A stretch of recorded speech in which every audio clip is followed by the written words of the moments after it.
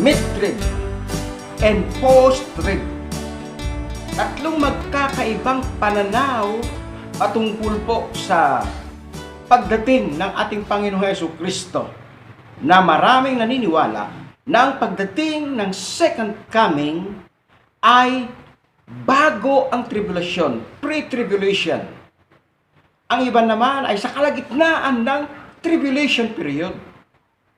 At ang iba naniniwala na after the tribulation, magkakaroon muna ng kahirapan bago ang second coming of the Lord Jesus Christ.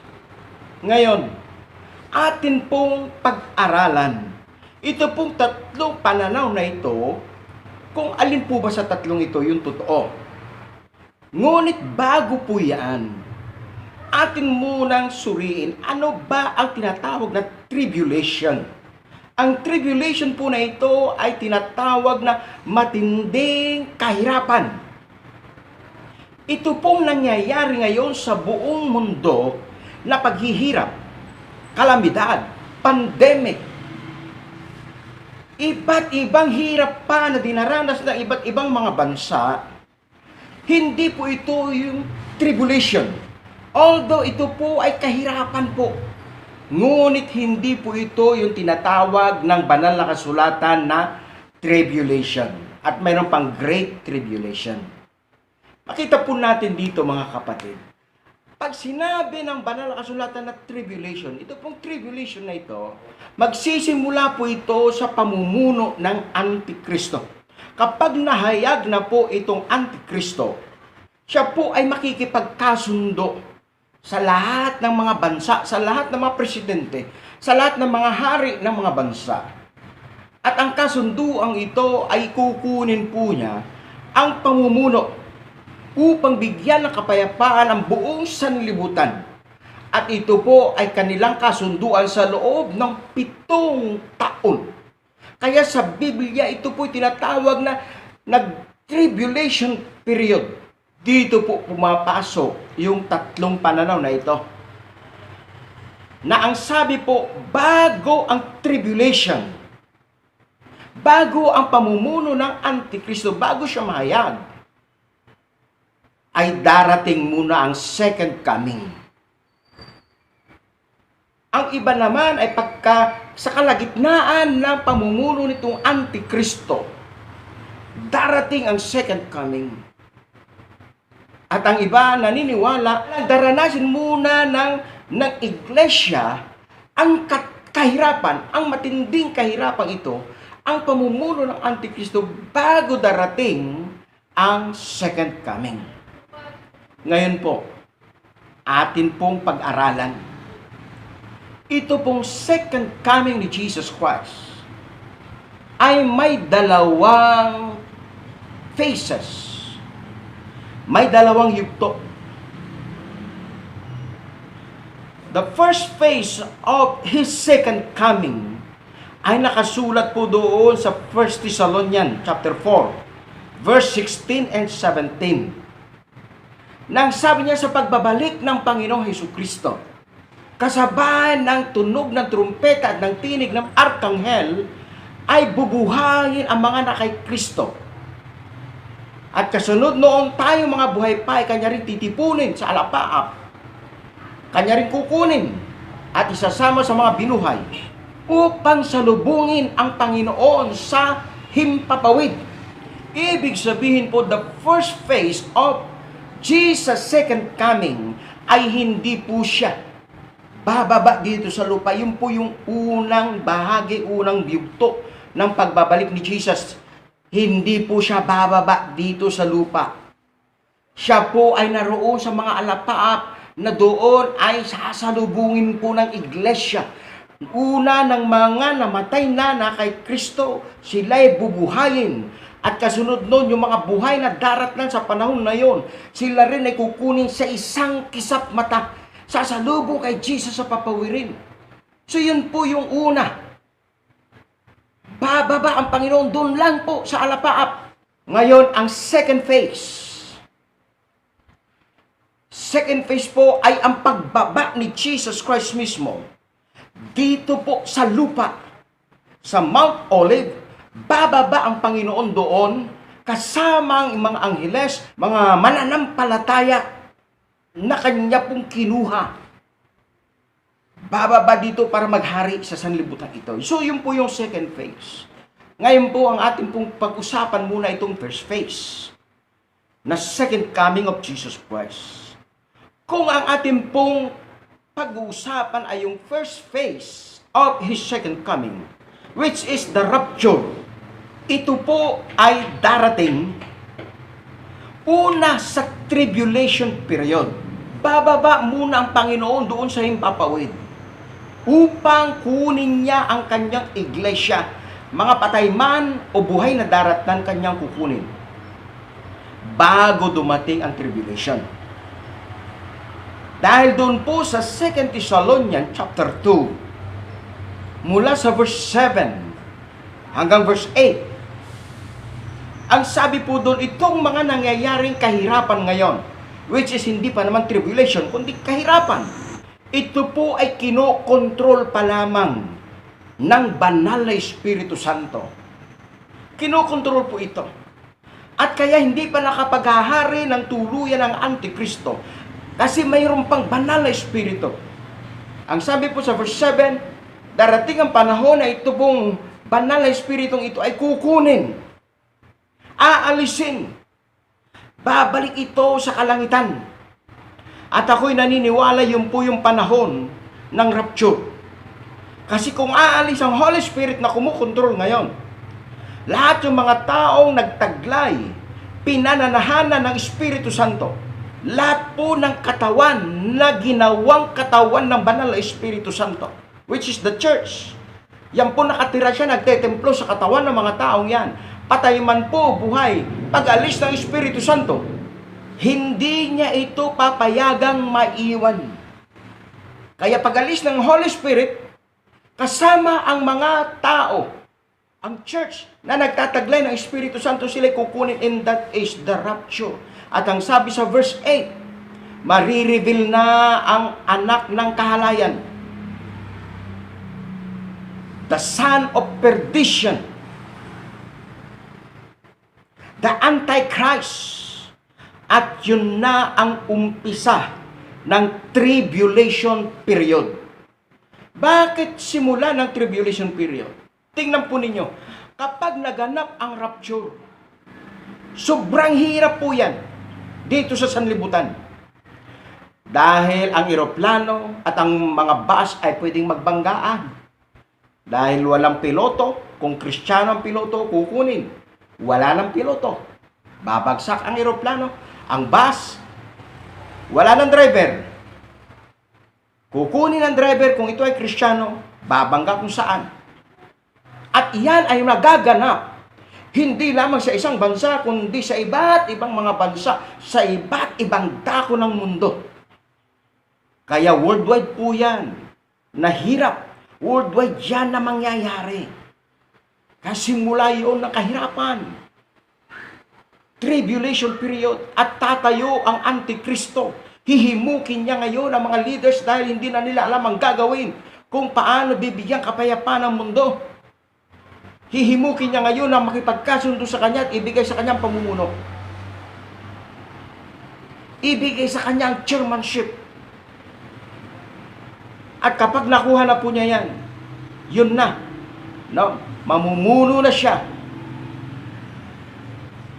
sa loob ng 7 taon. At 3.5 years po dyan, kalahati po ng 7 taon na yan, mamumuno po siya ng maayos. Kaya marami mga tao, presidente, mga bansa ay maniniwala sa kanya. At sa kalahatian ng 7 taon na yan, yung pong natitira, ito na po yung tinatawag na Great Tribulation. Bakit po? Kasi ito pong Antikristong ito, siya po ay mauupo na roon sa templo sa Jerusalem. At kanya pong ipag-uutos sa lahat na ng mga tao sa buong mundo na siya ay kilalanin bilang siya ang tunay na Diyos. Sasabihin niya ng mga nauna sa kanya si Jesus Christ ay hindi siya. Kaya sa lahat ng mga maiiwan sa panahon na yon, na naniniwala na tunay nga palang nangyari ang rapture, naiwan sila.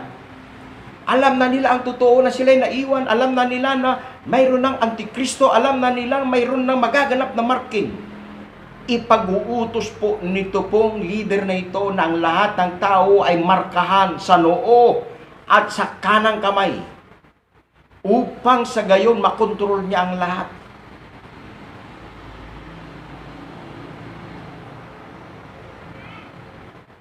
At bukod po dyan, lahat yung hindi po tatanggap ng marka ay sobrang hirap ang daranasin po nila. Kasi wala nang pagtataguan. Tutorture sila para mapilitan po na tanggapin po ang marka. At nais ko pong i-clarify, hindi po yung marka na yan ang siyang dahilan para mawala yung ating pong kaligtasan, yung kaligtasan ng mga tao sa panahon na yan. Hindi po yung marka na yan ang siyang mag-aalis. Dahil ang marka na yan ay pwedeng ilagay sa kamay, sa noo ng sapilitan. Subalit hindi nila gagawin yan. Dahil hindi pwedeng tanggalin ang marka. Ito pong kaligtasan ng kaluluwa.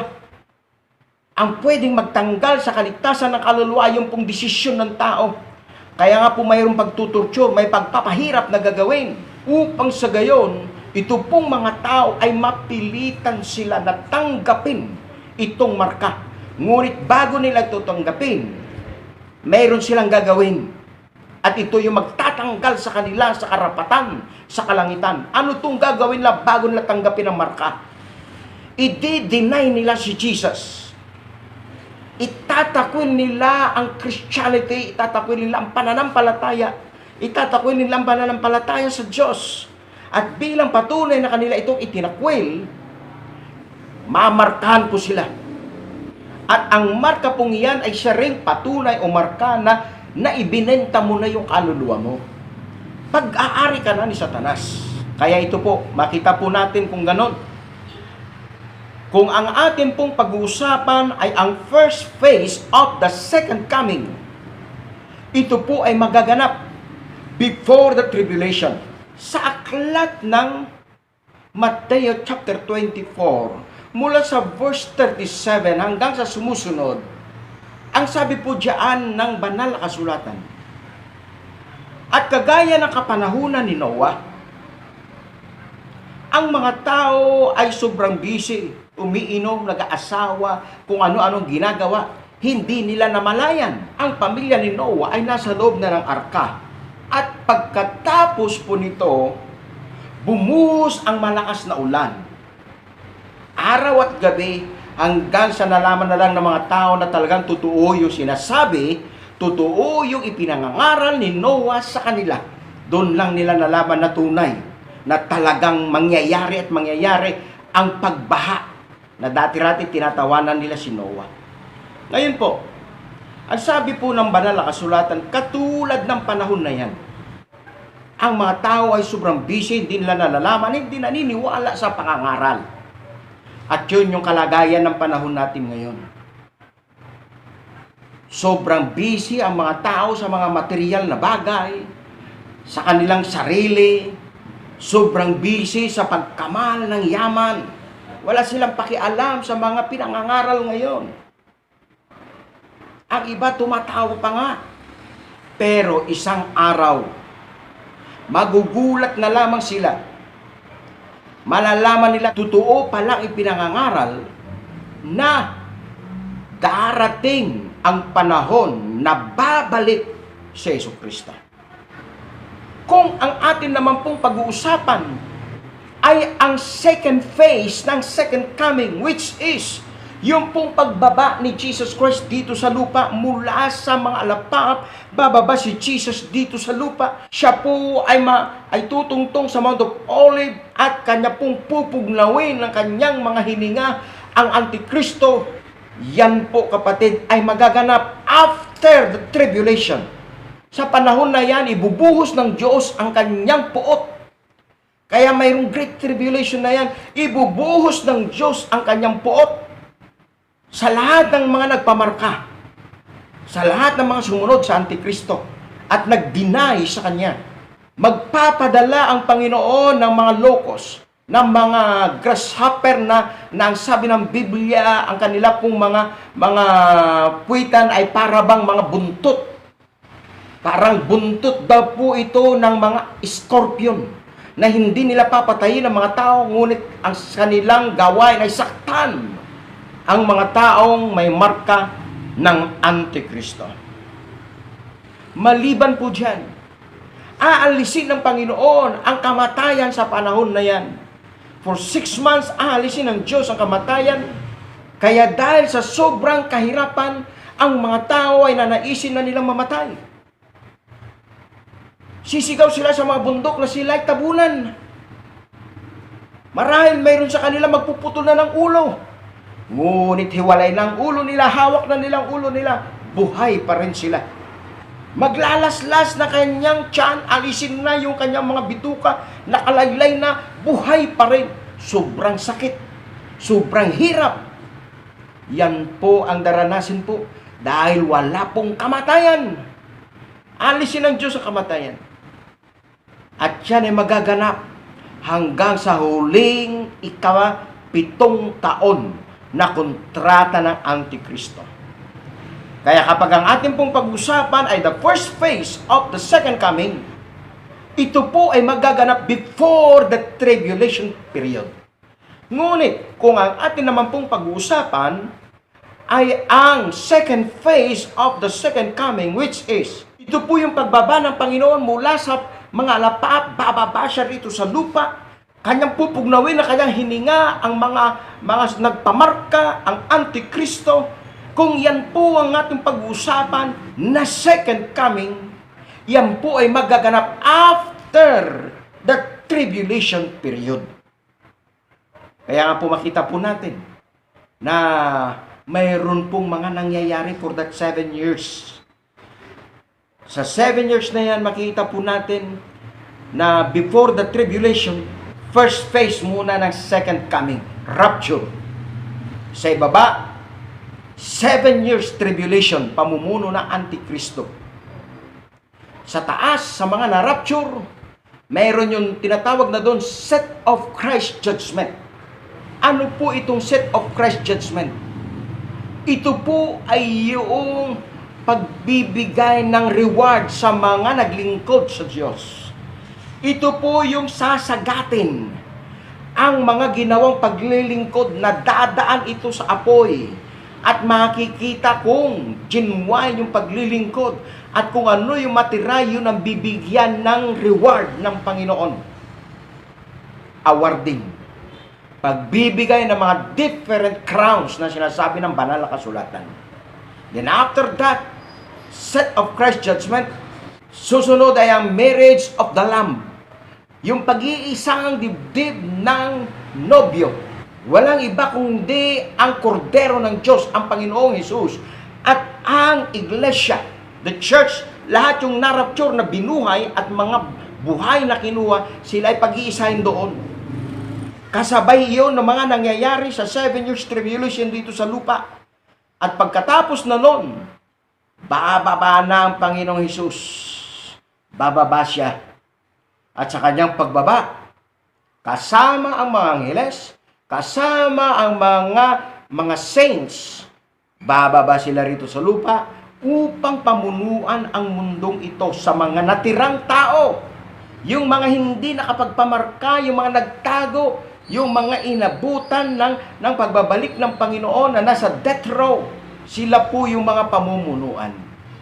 So makita po natin, kapag first phase of the second coming, it is a pre-tribulation. Kapag yung second phase of the second coming, yung pagbaba sa lupa, that is post-tribulation. How about yung mid-trib? Naniniwala sila na doon sa kalagitnaan ng pamumuno ng Antikristo, darating daw ang second coming. Naniniwala po sila, ito pong iba ay naniniwalang ganun nga. Ang dahilan, kasi sa panahon ng pamumuno ng Antikristo, may mga Kristiyano o mananampalataya na tinatawag. No? May mga mananampalataya sa panahon na yan na sila ay pipiliting markahan. Sila ay magtatago. So, ito pong mga mananampalatayang ito, sila po yung bunga ng katotohanan na pagkatapos ng rapture ay nagising. Ito po yung mga dating professing Christian, yung mga nag-agingkuko na, sabi sa Ilocan, yung mga dumadalo lang sa simbahan for the sake of religion. Masabi lang na mayroon silang simbahan, may relihiyon sila, may pananampalataya. Yan po yung mga tao magigising sa katotohanan pagkatapos ng rapture. Makikita nila, totoo pala. At sila ngayon ay magkakaroon ng stand na ipaglalaban nila yung kanilang kaluluwa sa pamamagitan ng hindi pagtanggap ng marka. At ito ay kanilang ipangangaral din doon sa mga tao makikilala nila. Ipauunawa nila na ito ay biblical, ito ay nasa Biblia na.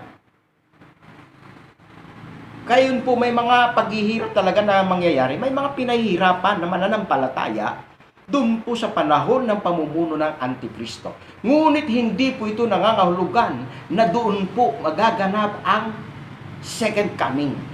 Kasi ang sabi nga po roon sa Mateo 24, from verse 37, kagaya ng panahon ni Noah, no, bago dumating ang baha, bago dumating ang kahirapan, the Great Tribulation, bago dumating yan, aalisin muna ng Panginoon ang kanyang mga tao, ang kanyang church, ang iglesia. Kagaya yan, ipinasok na ng Panginoon sa arka ang mga mananampalataya, ang angkan ni Noah, bago pa dumating yung kahirapan, ang pagbaha.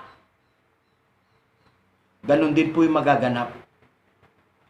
Kaya nga po, sana naunawaan po natin.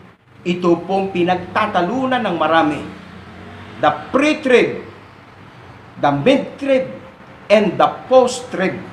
Sana naintindihan po natin. Maraming pong salamat sa inyong pagsama sa akin ngayong araw na ito, sa ating pong talakayin na ito. At kung mayroon pa kayong iba pang mga katanungan, mag-comment lang po sa dakong ibaba upang sa panahon na bigyan tayo ng Panginoon ng pagkakataon, ito po'y ating tatalakayin. Minsan pa, pagpalain ka ng ating Panginoong Jesucristo. God bless po.